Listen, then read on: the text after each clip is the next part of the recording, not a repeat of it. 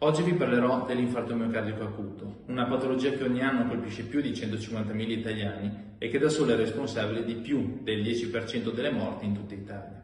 Per infarto miocardico si intende un'ischemia acuta del cuore, causata da un'ostruzione di un'arteria coronarica. Le arterie coronarie sono principalmente tre e sono le arterie che portano sangue a tutto il nostro cuore. Questa ostruzione è dovuta alla formazione di un coagulo che ostruisce totalmente o parzialmente il lume dell'arteria, che si viene a formare dopo una rottura di una placca aterosclerotica, ovvero una placca formata da colesterolo e lipidi lungo la parete delle nostre arterie. È molto importante riconoscere precocemente i sintomi dell'infarto, in quanto un tempestivo intervento può salvarci la vita. Il sintomo che noi tutti associamo all'infarto è il dolore molto forte al centro del petto. Tuttavia, spesso i sintomi sono molto più sfumati. Per esempio, il dolore può essere avvertito anche alla bocca dello stomaco, alla mandibola, al braccio sinistro e anche alla schiena. E spesso si associa ad altri sintomi, come sudorazione profusa, improvvisa mancanza di respiro, una stanchezza improvvisa e senso di nausea e di vomito. Qualora ci dovesse capitare di avvertire questi sintomi, non bisogna aspettare, bisogna chiamare subito il 118.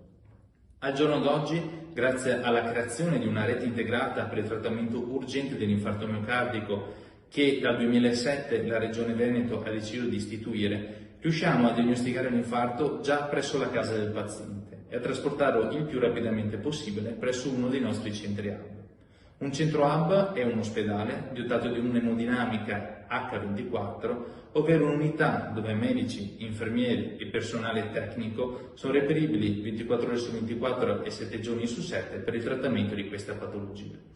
In questa unità il paziente verrà sottoposto poi a una procedura di angioplastica coronarica urgente, ovvero una procedura minimo-invasiva con cui tramite un accesso vascolare arterioso a livello del polso o dell'inguine e con l'utilizzo di particolari cateteri dedicati riusciamo a portare a livello della coronaria ostruita un piccolo palloncino per ripristinare il flusso sanguigno e poi a posizionare uno stent, ovvero un piccolo cilindro di maglie di metallo che mantiene pervio il lume dell'arteria.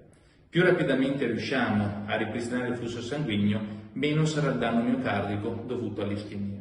Per cui non aspettiamo, il tempo è muscolo, il tempo è vita.